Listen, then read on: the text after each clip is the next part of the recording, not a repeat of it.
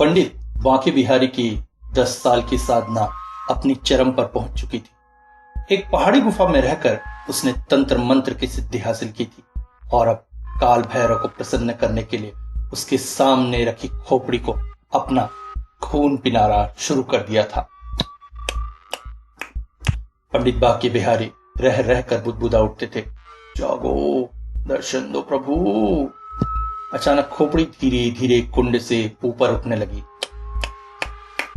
और कुछ और ऊंचाई पर पहुंचकर खोपड़ी हवा में स्थिर हो गई और सांप किसी फुंकार निकालते हुए कुर्राती हुई बोली, हार दे, हार दे।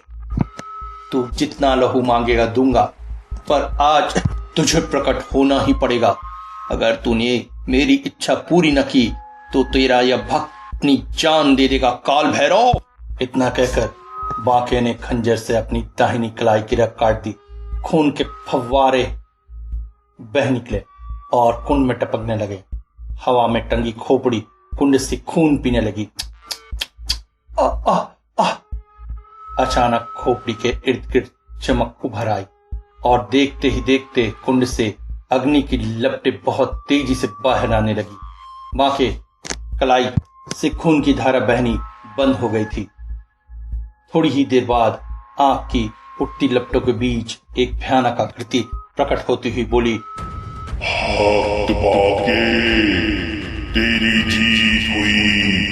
हम तेरी भक्ति से प्रसन्न हुए। बोल, तुझे क्या चाहिए? हम तुझे मोह मांगा वरदान देंगे।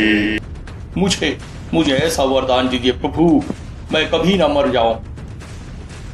जिंदगी और मौत मेरे हाथों में नहीं बांके।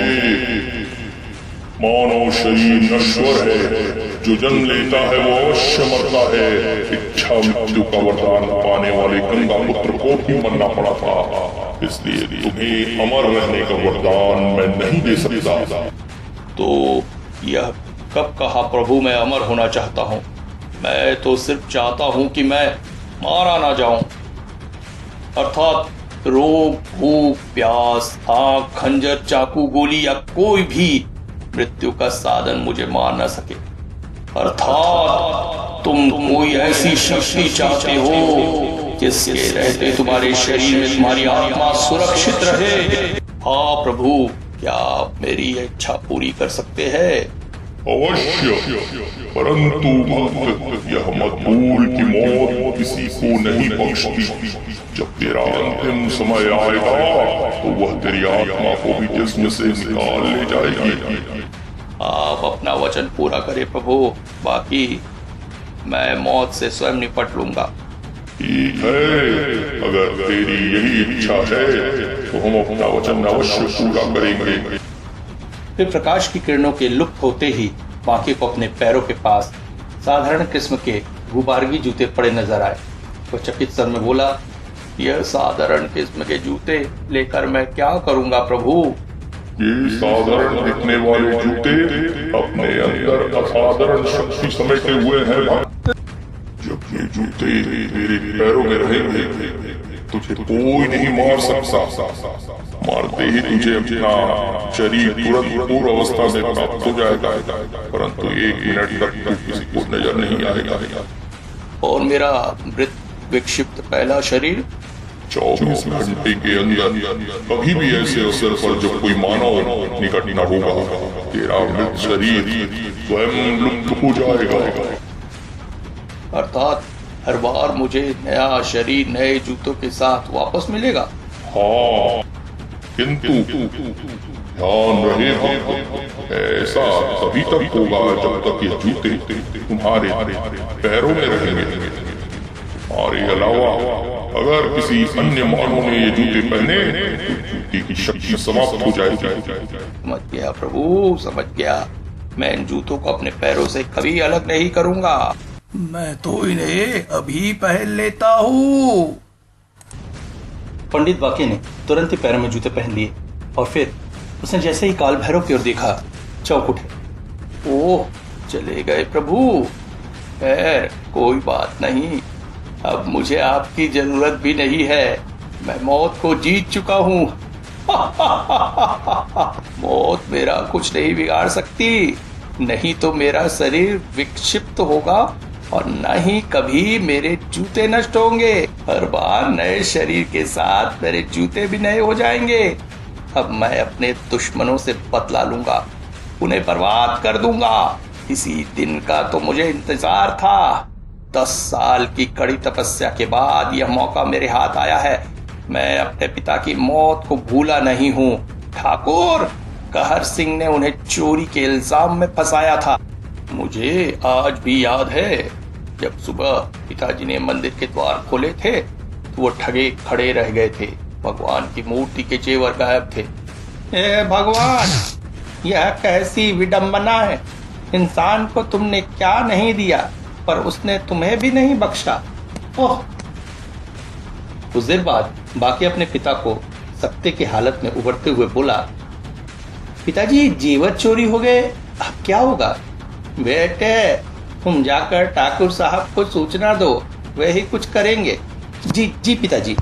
बाकी ठाकुर साहब को बुला लाया। तब तक कुछ और लोग भी मंदिर में एकत्र हो चुके थे। बांके के पिताजी मुकुट बिहारी ने ठाकुर को जेवर चोरी होने की जानकारी दी तो वह गरज कर बोले, मंदिर के ताले की चाबी तुम्हारे पास रहती है, इसलिए तुम ही बता सकते हो कि जेवर कैसे चोरी हुए।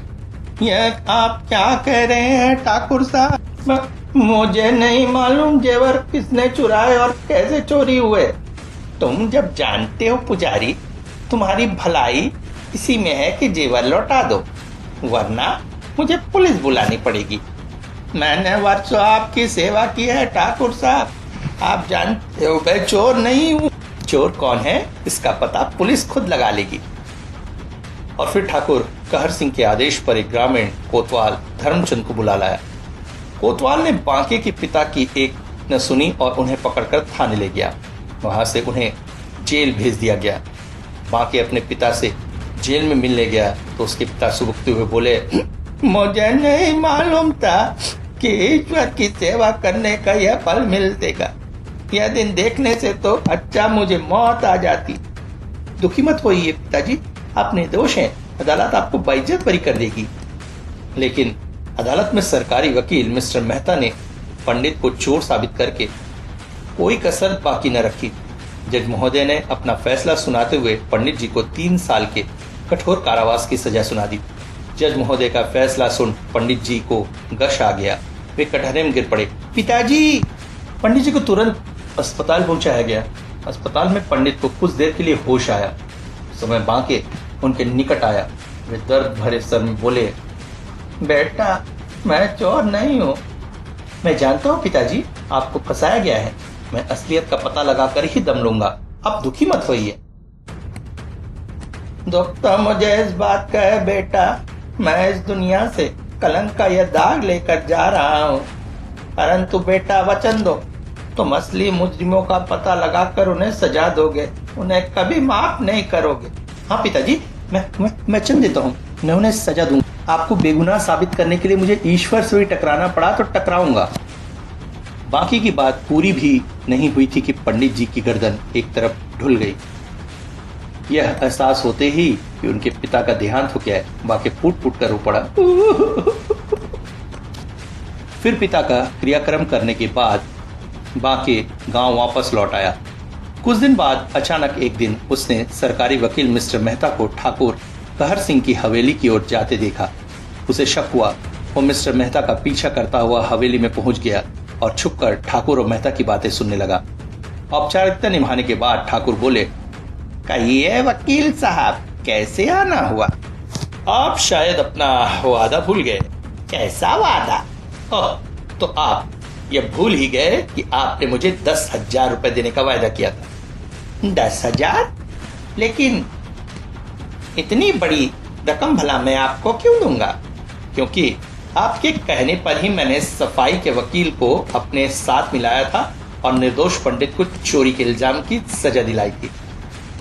अपराधी को सजा दिलवाने के लिए ही तो सरकार आपको तनख्वाह देती है वकील साहब। ओह, ठीक है, मैं उस केस का फाइल दोबारा खुलवा देता हूँ। फाइल खुलवाने से क्या फर्क पड़ेगा? पंडित बेचारा तो मर चुका है, उसे तुम्हारा कानून दोबारा जिंदा तो नहीं कर सकता। हंसो मत ठाकुर, ये ठीक है कि पंडित मर चुका है, लेकिन तुम तो जिंदा हो। चोरी तुमने की थी, अतः चोरी का जुर्म साबित होते ही तुम्हें जेल की चक्की पीसते नजर आओगे। मिस्टर मेहता की धमकी सुनकर ठाकुर कहर सिंह ढीला पड़ गया। वह तुरंत अपना रवैया बदलते हुए बोला, वकील साहब आप तो नाराज हो गए, मैं तो मजाक कर रहा था। बड़ा भद्दा मजाक करते हैं आप। तब ठाकुर कहर सिंह हंसते हुए उठे और तिजोरी से 10,000 की गड्डी निकालकर मिस्टर मेहता के सामने फेंकते हुए बोले, लीजिए, हमने अपना वादा पूरा किया, अब आप भी अपनी जुबान बंद रखिए। Of course. ठाकुर कहर सिंह और मिस्टर मेहता के वार्तालाप सुनने के बाद बांके अपने आप पर नियंत्रण न रख सका। वह कक्ष की ओर दाखिल होते हुए चिल्लाया, ठाकुर तुम चोर हो, तुमने इस वकील के साथ मिलकर मेरे निर्दोष पिता की हत्या की है। मैं तुम्हें नहीं छोड़ूंगा, कमीने, छोड़ो मुझे हरामजादे। यह कमबख्त यहाँ कैसे पहुंच गया? ओह, तेरी यह जुर्रत, चिटा! अरे कोई है, शंभू, बिल्ला! तुरंत ही 2 कद्दावर लठैत कक्ष में आ गए। हुकुम मालिक, इस हरामजादे पंडित को खत्म करो। दूसरे ही पड़ लठैत बांके पर पील पड़े, ठटाक तड़ाक, तुम आ! लाठियों की मार ने बांके को जल्द ही बेदम कर दिया। ले जाओ इसे और नदी में फेंक दो। जो हुकुम मालिक। लठैत बांके को तुरंत उठाकर पहाड़ी की ओर ले गए और बहती नदी में फेंक दिया। बांके को जब होश आया तो वह एक गुफा में था। मैं कहां हूं? तुम हमारी शरण में हो वत्स। हमने तुम्हें घायल हालत में नदी तट पर मूर्छित अवस्था में पड़ा पाया था। 3 दिन बाद तुम्हें होश आया है। ओह, भैरव बाबा की कृपा से तुम बच गए। बाकी तुरंत बाबा के चरणों पर गिर पड़ा। बाबा, आपने मुझे नया जीवन दिया है, मुझे अपना शिष्य बना लीजिए। हम तुम्हें निराश नहीं करेंगे वत्स, उठो। और फिर जटाधारी बाबा ने बांके को अपना शिष्य बना लिया। तत्पश्चात बाबा ने बांके को तंत्र मंत्र की शिक्षा दी और मरते वक्त अपना चोंगा बांके को सौंपते हुए बोले, अपना तपोबल तुम्हें सुपुर्द कर मैं यह शरीर आग रहा हूं वत्स। मुझे पूरा विश्वास है कि एक दिन तुम अपनी सिद्धि हासिल करोगे। मुझे आशीर्वाद दीजिए गुरुदेव। बाबा ने बांके को आशीर्वाद देने के बाद शरीर त्याग दिया। और आज 10 साल बाद गुरुदेव के आशीर्वाद से मेरी मुराद पूरी हुई। अब देखता हो ठाकुर कहर सिंह मेरा क्या बिगाड़ सकता है। उसी समय बांके रतनपुर गांव की ओर चल पड़ा। 2 दिन और 2 रात चलने के बाद वह रतनपुर के प्राचीन मंदिर के द्वार पर जा पहुंचा, जिसके कभी उसके पिता पुजारी थे। वहां एक युवा पुजारी पूजा कर रहा था। बांके को देखकर वह आदरपूर्ण स्वर में बोला, महाराज, भगवान का प्रसाद ग्रहण कीजिए। नहीं, पहले तुम यह बताओ कि तुम्हारे भगवान को नकली जेवर किसने पहना है? नकली? पुजारी चौंका, फिर शांत स्वर में बोला, आप तो महाज्ञानी है बाबा, आपसे क्या छुपाना। मंदिर में असली जेवरों की चोरी होने के बाद ठाकुर साहब ने मेहरबानी करके ये जेवर शहर से मंगवाकर भगवान को पहना दिए और मुझे इस मंदिर का पुजारी नियुक्त कर दिया। तो क्या तुम भी यही समझते हो कि भगवान के जेवर पंडित मुकुट बिहारी ने चोरी किए थे? मैं क्या, सारा गांव ही कहता है। झूठ झूठ कहता है सारा गांव। पंडित मुकुट बिहारी निर्दोष थे, भगवान के जेवर ठाकुर ने चोरी किए। ये क्या कह रहे हैं महाराज, ठाकुर और चोरी? हाँ, ठाकुर ही चोर है। मैं जेवर मूर्ति के शरीर पर वापस पहुंचाने के लिए ही आया हूं। आप ठाकुर साहब पर उंगली उठाकर अपने पैरों पर कुल्हाड़ी मत मारिए महाराज, ठाकुर के लठैत आपको जिंदा नहीं छोड़ेंगे। ठाकुर के आदमी मेरा कुछ भी नहीं बिगाड़ सकते, मैं अमर हूं। तुम्हें विश्वास नहीं हो रहा है ना पुजारी? देख लो। खचा नहीं। दूसरे ही पल पुजारी के सामने बांके की लाश पड़ी थी। यह आपने क्या मूर्खता कर डाली महाराज, स्वयं ही अपनी जान ले ली। लेकिन 1 मिनट गुजरते ही बांके बिहारी पुजारी के बगल में प्रकट हुआ और मुस्कुराकर बोला, व्यर्थ दुख ना करो पुजारी। पुजारी चौंका। बांके बिहारी को सकुशल सामने खड़ा देखकर उसकी आंखों में आश्चर्य के गहन भाव उठे। आप मैं जीवित हूं पुजारी, लेकिन यह लाश मेरी ही है। हे भगवान, कहीं मैं कोई सपना तो नहीं देख रहा हूं? यह सपना नहीं, सच्चाई है। मेरे 10 वर्षों की तपस्या का फल है। तो क्या आप सचमुच अमर है महाराज? हाँ, जब तक यह चमत्कारी जूते मेरे पैरों में है, मुझे कोई नहीं मार सकता। अब व्यर्थ में समय नहीं बर्बाद करो, मैं थका हुआ हूं, कुछ देर विश्राम करना चाहता हूं। आप मेरे घर चलिए महाराज, वहां आपको कोई कष्ट नहीं होगा। चलो, घबराओ नहीं, हमारे यहां से जाते ही यह मृत शरीर स्वयं ही ओझल हो जाएगा। लेकिन यह लाश कोई देखेगा तो मुझे आपका कातिल समझेगा। तब पुजारी बांके को अपने घर ले गया। स्नान और भोजन आदि से निवृत्त हो बांके सो गया। जब उसकी आंख खुली तो शाम ढल चुकी थी। बांके को जागता देख पुजारी उसके निकट आया और बोला, महाराज, मैं मंदिर जा रहा हूं, आज मेला है, ठकुराइन भगवान को भोग लगाएगी, आप भी आ जाइए। 12 बजे तक पूजा अर्चना का कर्म चलेगा। ओ, फिर तो ठाकुर भी वहीं रहेगा। नहीं, ठाकुर कभी मंदिर नहीं आते, हवेली में ही रहते। ठीक है, तुम जाओ, मैं सही समय पर वहां पहुंच जाऊंगा। रात के करीब 11 बजे थे। ठाकुर मदिरा पीकर इतना मग्न हो चुका था कि उसे जटाधारी बाबा के आगमन का आभास भी नहीं हो पाया। अचानक ही बांके गुर्राया, बहुत खुश नजर आ रहे हो ठाकुर। कौन? मेरी तरफ देख और पहचान मुझे, मैं तेरा सब कुछ छीन कर ले जाने आया हूं। ठाकुर कह से चौंक कर सीधा बैठ गया और बांके की ओर घूरता हुआ बोला, अबे भिखारी साधु के बच्चे, तेरी यहां आने की हिम्मत कैसे हुई? अपनी सोच ठाकुर, तू इस समय नशे में है और हवेली में अकेला है। आखिर तू है कौन? मुझे नहीं पहचानता ठाकुर, मैं पंडित मुकुट बिहारी का बेटा बांके बिहारी हूं। बांके तो मर चुका है। बांके जिंदा है मूर्ख, और तेरे सामने खड़ा है। तुझे दौलत से बहुत प्यार है ना? आज मैं तेरी सारी दौलत चुरा के ले जाऊंगा और तू कुछ नहीं कर पाएगा। इतना कर बांके ने ठाकुर के कमर से तिजोरी की चाबी का गुच्छा खींच लिया और तिजोरी की ओर बढ़ चला। बांके को तिजोरी खोलता देखकर ठाकुर कह से सारा नशा हिरण हो गया। वह क्या तकिए के नीचे से रखा अपना रिवॉल्वर निकालते हुए गरज कर बोला, खबरदार पुजारी, तिजोरी को हाथ भी डाला तो गोली मार दूंगा। दूसरे ही पल बांके की लाश फर्श पर पड़ी थी। ओह, खून, मेरे हाथों खून हो गया, अब मैं क्या करूं? तभी ठाकुर के मस्तिष्क में एक विचार कौन गया। सब जानते हैं बांके इस गांव में नहीं रहता, फिर इतनी रात गए किसी ने मेरी हवेली में आते से देखा भी नहीं होगा।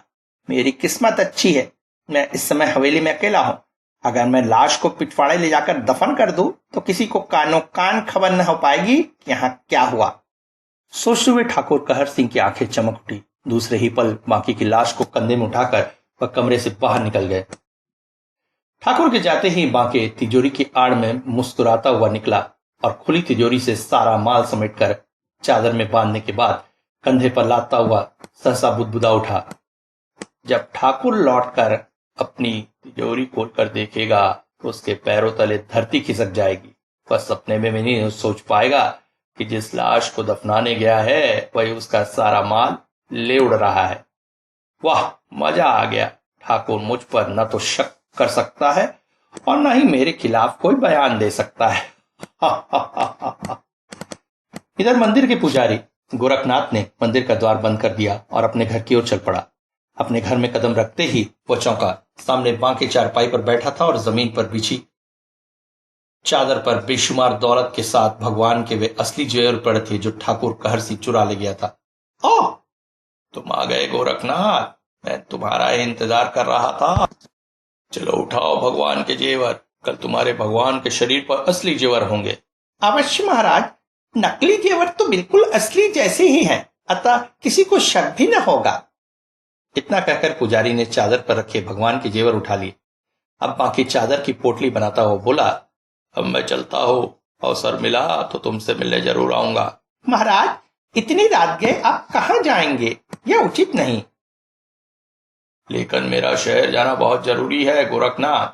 सुबह से पहले आपको न कोई ट्रेन मिलेगी और न बस, अतः आप भोजन कर आराम करें। भोर होने से पहले मैं आपको सही समय पर जगा दूंगा। बाकी बिहारी पुजारी गोरखनाथ के जोर देने पर रात को वहीं ठहर गया। वह भोजन करके सो गया। जब वह गहरी नींद में सो रहा था तो पुजारी गोरखनाथ ने बड़ी सफाई से उसके जूते पैरों से निकाल लिए। आहा, अब ये जूता मेरे हैं, इन्हें पहनकर मैं भी अमीर हो जाऊंगा। मैं पाने के लिए ही तो मैं शहर गया था और तुम जैसे जूते खरीद लाया था। अगर महाराज की आंख ना खुलती तो मैं शाम को ही तुम्हारी जगह नकली जूते महाराज को पहना देता। फिर मन ही मन खुश होते हुए गोरखनाथ ने वो जूते घर के एक कोने में छुपा दिए और उस तरह से दूसरे जूते लाकर बांके के पैरों में पहना दिए। वाह, बिल्कुल असली जैसे हैं, महाराज को कतई शक नहीं हो सकता। गोरखनाथ अपनी जगह जाकर लेट गया। उत्तेजना और खुशी के कारण वो सो नहीं सका। वह करवट बदलता रहा और फिर ठीक समय पर बांके को जगा दिया। बांके ने गोरखनाथ को आशीर्वाद दिया और अपनी राह चल दिया। शहर पहुंचकर बांके ने होटल में एक कमरा किराए पर लिया और वहीं टिक गया। अब सरकारी वकील मेहता को भी उसके किए का दंड देना है। मैं उसे इस तरह फंसाऊंगा कि वो अपनी सारी वकालत भूल जाएगा। उसी रात मिस्टर मेहता अपने स्टडी रूम में बैठकर किसी केस की फाइल का अध्ययन कर रहे थे कि अचानक आहट पाकर चौंक उठे। सामने जटाधारी बाबा के रूप में खड़े बांके को पहचान न पाने के कारण वह कड़क कर बोले, कौन हो तुम? वही बांके बिहारी जिसके पिता को अदालत में चोर साबित करने के लिए तुम्हें ठाकुर कहर सिंह ने 10,000 रुपए लिए थे। तुम पैसों की खातिर कुछ भी कर सकते हो ना? इतना कर बांके अपने चोंगे से पोटली निकाली और मिस्टर मेहता के टेबल पर फेंकते हुए बोला, बहुत दौलत है इस पोटली में। लेकिन किस लिए? यह तुम्हें बहुत जल्दी मालूम हो जाएगा मिस्टर मेहता। इतना कर बांके ने चाकू निकाला। बांके के हाथ में चाकू देखकर मेहता बौखला उठा। क्या करना चाहते हो तुम? घबराओ नहीं, यह तुम्हारा ही चाकू है। इसे मैंने कोर्ट में स्थित तुम्हारे चैम्बर से चुराया है। इस पर तुम्हारी उंगलियों के निशान भी है। लेकिन मैं इस चाकू से तुम्हारा कत्ल नहीं करूंगा। लेकिन अगर तुम मर गए तो ठाकुर की तिजोरी से माल चुराने का और मेरे कत्ल का जुर्म तुम पर कैसे साबित होगा? क्या बकते हो? तुम्हारा दिमाग तो खराब नहीं हो गया? दिमाग तो तुम्हारा अब खराब हो जाएगा मिस्टर मेहता। इतना कर बांके ने अपने सीने में चाकू भोंक लिया। दूसरे ही पल वह लहराकर फर्श पर गिर पड़ा। ओह, इस बेवकूफ ने सचमुच ही अपनी जान ले ली। शायद मुझे अपने कत्ल और ठाकुर के यहां चोरी करने के इल्जाम में फंसाने के लिए इसने ऐसा किया। मुझे चाकू और पोटली को फौरन यहां से हटा देना चाहिए। इस विचार के दिमाग में आते ही मिस्टर मेहता आगे बढ़े और उन्होंने चाकू की मूठ पर अपनी हथेली जमा दी। लेकिन जैसे ही उन्होंने चाकू को बांके के सीने से खींचकर निकालने की कोशिश की, एक कड़कदार आवाज उनके कानों से टकराई। Mister Mehta, don't move. Oh! Mister Mehta ने चौंक कर सिर उठाया तो सकते में रह गए। मैं आपको अपने साथी के कत्ल और रतनपुर के ठाकुर कहर सिंह के यहां चोरी करने के इल्जाम में गिरफ्तार करता हूं। क्या बकते हो इंस्पेक्टर? नागेश, इसका खून मैंने नहीं किया। आपको खून करते मैंने स्वयं देखा है। आपको धोखा हुआ इंस्पेक्टर। धोखा आपको हो रहा है मिस्टर मेहता। आप नहीं जानते कि किसी गुमनाम आदमी ने पहले ही हमें यह सूचना दे दी थी कि आप अपने साथी के साथ ठाकुर साहब के यहां से चुराए गए माल का बंटवारा करने जा रहे हैं। पर शायद आपके मन में लालच आ गया और आपने इसका कत्ल कर दिया। Oh no! आप मेरी बात सुनिए inspector. I am sorry sir. आपको अपनी सफाई में जो कुछ कहना है अदालत में कहिएगा। इंस्पेक्टर के शब्द सुन मिस्टर मेहता का रहा सहा विरोध समाप्त हो गया। फिर मृतक बांके की लाश को पोस्टमार्टम के लिए भिजवाने के बाद पुलिस सरकारी वकील मिस्टर मेहता को साथ लेकर वहां से चली गई। लेकिन यह कोई नहीं जानता था कि बार बार मौत को धोखा देने वाला बांके इस बार स्वयं धोखा खा गया था और मौत ने उसे नहीं बख्शा था। दुर्बांके की हत्या और मिस्टर मेहता की गिरफ्तारी के साथ अपने यहां से चोरी किए आभूषण एवं नकदी के बरामद होने का समाचार अखबार में पढ़कर ठाकुर कहर सिंह गहरी सोच में डूब गया। बांके तो मेरी गोली से मारा गया था और मैंने उसकी लाश भी दफना दी थी, फिर बांके मेहता के पास कैसे पहुंच गया? वह दोबारा जिंदा कैसे हो गया? मेरे यहां से चुराया गया माल मेहता के यहां कैसे पहुंच गया? क्या मिस्टर मेहता उस रात यहीं थे? लेकिन बांके बिहारी, जरूर दाल में कुछ काला है, सच्चाई का पता लगाना होगा। यह सोचकर ठाकुर कहर सिंह तुरंत उस जगह पहुंचा जहां उसने बांके की लाश दफनाई थी। मिट्टी खोदने के बाद जब ठाकुर बांके की लाश को वहां से नदारद पाया, उसके दिमाग में खलबली मच गई। आखिर बांके की लाश कहां गायब हो गई? अगर वह जिंदा था तो इस बार भी नहीं मरा होगा, मुझे उसका पता लगाना होगा, लेकिन कैसे? कुछ देर सोचने के बाद ठाकुर कहर सिंह वापस अपने कक्ष में गया और अपने वफादार लठैतों को बुलाकर बांके का हुलिया बयान करते हुए बोला, तुम लोग यह पता लगाओ कि चोरी की वारदात से पहले या बाद में बांके इस गांव में कहां ठहरा था। उसके बाद किसी न किसी ने जरूर देखा होगा। जो हुकुम मालिक। तत्पश्चात दोनों लठैत शंभू और बिल्ला वहां से चले गए। शाम को शंभू और बिल्ला ने आकर ठाकुर को खबर दी। ठाकुर, ननकू ग्वाले ने बताया कि उसने एक जटाधारी बाबा को मंदिर के पुजारी गोरखनाथ के साथ उसके घर की तरफ जाते देखा था। पुजारी गोरखनाथ? उस बाबा का हुलिया आपके द्वारा बताए गए हुलिये से बिल्कुल मिलता है। फिर ठाकुर कहर सिंह अपना रिवॉल्वर लेकर द्वार की ओर बढ़ता हुआ बोला, चलो। ठाकुर कहर सिंह गोरखनाथ को ढूंढता हुआ गोरखनाथ के निवास पर पहुंच गया। उस समय गोरखनाथ घर पर ही था। ठाकुर के इशारे पर लठैतों ने गोरखनाथ की मुश्कें कस दी। गोरखनाथ घबराकर बोला, ठाकुर साहब, मैंने क्या अपराध किया है? कमीने, तूने हमारे दुश्मन को अपने घर में शरण दी और पूछता है कि क्या अपराध किया है? बता, बांके बिहारी कहाँ है? कौन बांके बिहारी? वही जटाधारी बाबा जिसने हमारे यहाँ चोरी की और सारा माल ले उड़ा। मुझे नहीं मालूम, मुझे कुछ नहीं मालूम ठाकुर साहब। बनकर यह बकवास। फिर ठाकुर शंभू से बोला, यह कमीना इतनी आसानी से नहीं बताएगा, इसकी आंख निकाल लो। जी मालिक। दूसरे ही पल शंभू चाकू लेकर गोरखनाथ के सामने पहुंच गया। तब भयातुर गोरखनाथ चीख उठा, नहीं, मेरी आंखें मत निकालो, मैं बताता हूं, सब कुछ बताता हूं। आ गया ना सही रास्ते पर।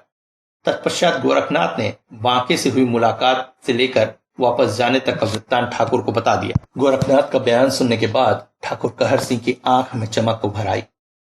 तो यह है बांके के जिंदा बच निकलने का रहस्य। लेकिन अब तो वह सचमुच अपने प्राण खो बैठा है, क्योंकि मौत को धोखा देने वाला जूता गोरखनाथ के पास है। दूसरे ही पल कड़क कर बोला, वह जूता कहाँ है? फिर गोरखनाथ के बताने पर बिल्ला वह जूते निकाल लाया और ठाकुर के कहने पर शंभू ने वह जूते गोरखनाथ को पहनने के लिए दिए। तब ठाकुर बोला, अब मैं तुझे गोली मारूंगा। लेकिन ठाकुर साहब, मैं तो आपको सब कुछ बता चुका हूं। इतना कहकर ठाकुर अपने दोनों लठैतों को हिदायत देते हुए बोले, तुम दोनों बाहर जाओ और निगरानी करो। अगर पुजारी जिंदा होकर भागने की कोशिश करे तो उसे दबोच लेना। अभी पता चल जाएगा कि तेरी बताई बातों में कितनी सच्चाई है। आप निश्चिंत रहिए मालिक, हम उसे ज्यादा दूर निकलने का मौका नहीं देंगे। तत्पश्चात शंभू और बिल्ला झोपड़ी के बाहर जाकर खड़े हो। शंभू और बिल्ला के बाहर जाने के कुछ देर बाद ही ठाकुर ने गोली चला दी। पुजारी गोरखनाथ चीखता हुआ जमीन पर ढेर हो गया। ठाकुर उसके फिर से प्रकट होने का इंतजार करने लगा, लेकिन जब 5 मिनट से ऊपर गुजर गया तो ठाकुर चौंका। तभी शंभू और बिल्ला झोपड़ी में दाखिल हुए। ठाकुर ने पूछा, तुम लोगों ने गोरखनाथ को भागते हुए देखा तो नहीं? नहीं मालिक, गोली चलने की आवाज सुनने के बाद हम पूरी तरह से चौकस हो गए थे मालिक।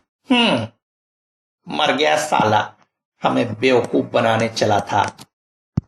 तभी ठाकुर कहर सिंह जाने के लिए जैसे ही मुड़ा, उसकी आंखों में खौफ के भाव मंडरा उठे। खबरदार, रिवॉल्वर फेंक दो ठाकुर। कोतवाल Dharmchand, you are under arrest. हम मिस्टर मेहता के यहां पाए गए चोरी के माल की तफ्तीश के लिए यहां आए थे। हमें नहीं मालूम था कि हमें आपको कत्ल के जुर्म में गिरफ्तार करके ले जाना पड़ेगा। यह तो अच्छा हुआ कि गोली चलने की आवाज हमें सुनाई दे गई और हम सही वक्त पर पहुंच गए। फिर गांव के कोतवाल धर्मचंद को वहां का चार्ज सौंपने के बाद इंस्पेक्टर नागेश मुजरिमों को जीप में बिठाकर 2 सिपाहियों के साथ पुलिस चौकी की ओर प्रस्थान कर गया। मिस्टर मेहता और ठाकुर कहर सिंह पर कत्ल का मुकदमा चला और दोनों को मौत की सजा हुई। इस तरह मौत ने किसी को भी नहीं बख्शा। आप यह जरूर जानना चाहेंगे कि शंभू और बिल्ला का क्या हुआ। शंभू और बिल्ला को ठाकुर के साथ गोरखनाथ पुजारी के कत्ल के साजिश में शामिल होने के कारण 5-5 साल की कठोर कारावास का दंड दिया गया, अतः उन्हें भी जेल भेज दिया।